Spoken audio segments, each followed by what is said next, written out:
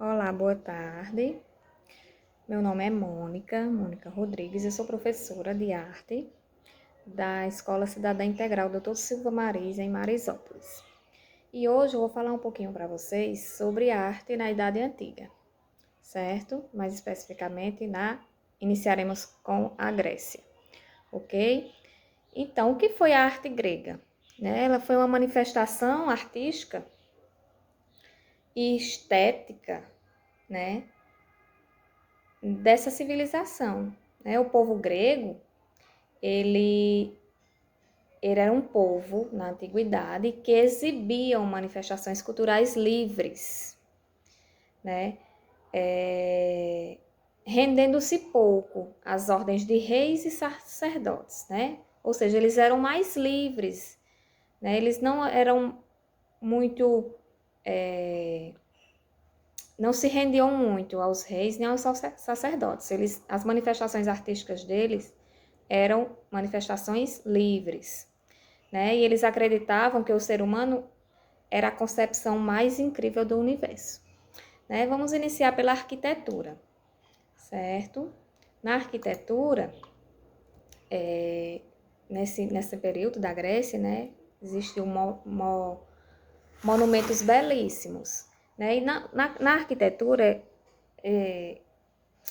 se divide-se, né? Não na arquitetura, o período, né, da arte grega, ela se divide em três períodos: arcaico, clássico e helenístico. Né? O arcaico foi o início de tudo, que começou no século VIII, né? O clássico foi o apogeu da arte grega, ou seja, onde a arte ela se manifestou em diversas formas, né?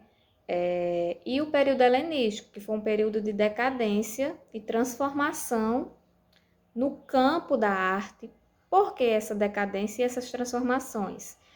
Aconteceu através de influências de outras culturas que foram se inserindo nesse período, certo?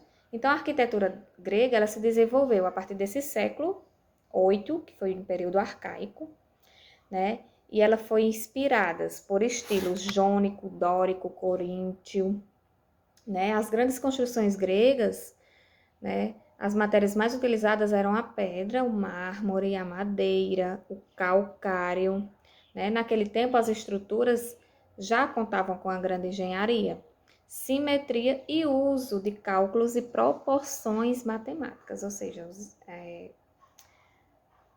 a arquitetura naquela época, né, ela já era bastante estudada e era bastante minimalista ao fazer as suas construções, né? E um exemplo da arte grega, eu posso citar para vocês, é a Acrópole, certo?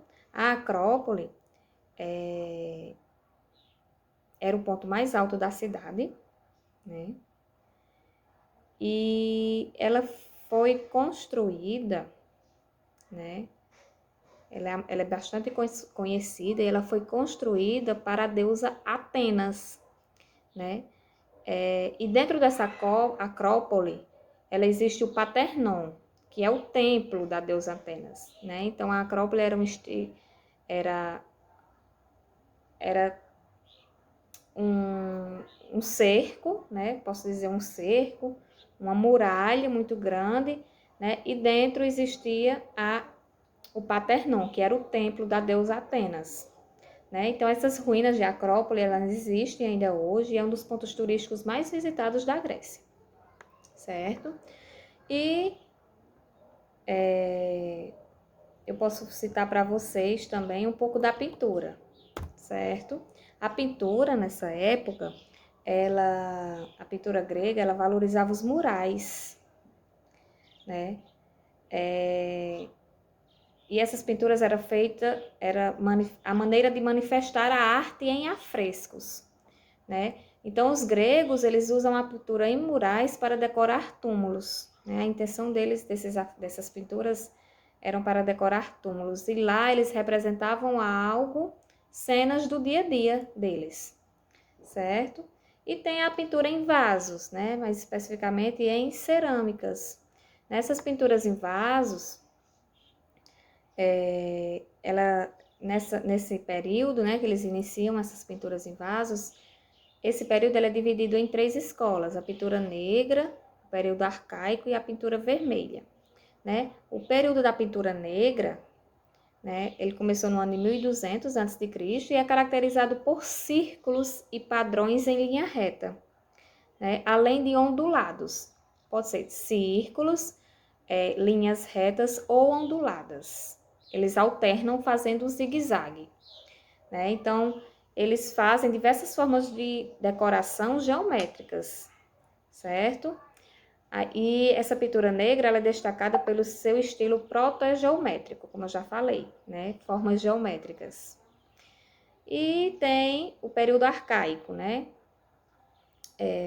Esses estilos geométricos orientais que tinham lá na pintura negra, ela é exibida de maneira mais complexa, certo? Ela acontece ainda em formas geométricas, mas de uma maneira mais complexas, né? E através de figuras humanas, ou seja, eles começam a representar os humanos, né, nesses vasos, né? Então, a Era Vermelha é a última grande escola grega, né, e ela sendo marcada pela sobreposição de um fundo preto com figuras alaranjadas, certo? Então, por isso que leva esse nome de figura vermelha, porque o fundo era um pouco alaranjado, esvermelhado, certo? E ao contrário do período anterior, que é o período arcaico, né, eles diluem a tinta, né, os artes descobrem o castanho e nesse período coincide com a era helenística, ou seja, esse período vermelho, ele coincide com o período helenístico, certo? Ou seja, é um grande avanço na pintura. Por quê? Porque eles descobrem a cor castanha, certo? E a escultura, né? A escultura, o homem era representado, porque eles acreditam como um homem sendo o centro das atenções, capaz de tudo, né? Então, nas esculturas, eles representavam os homens, muitas vezes nus, despidos, né? No período helenístico, surge a mulher despida, que até então, até o período clássico, não era assim, né? Mas lá no período helenístico, a mulher surge despida, porque o período helenístico é um período mais livre, né? Eles se sentem mais livres ao expor a arte, certo? Então é isso. Queria falar para vocês sobre esse movimento, né? Essa arte nesse período da Grécia, ok? Pois um abraço, fiquem com Deus.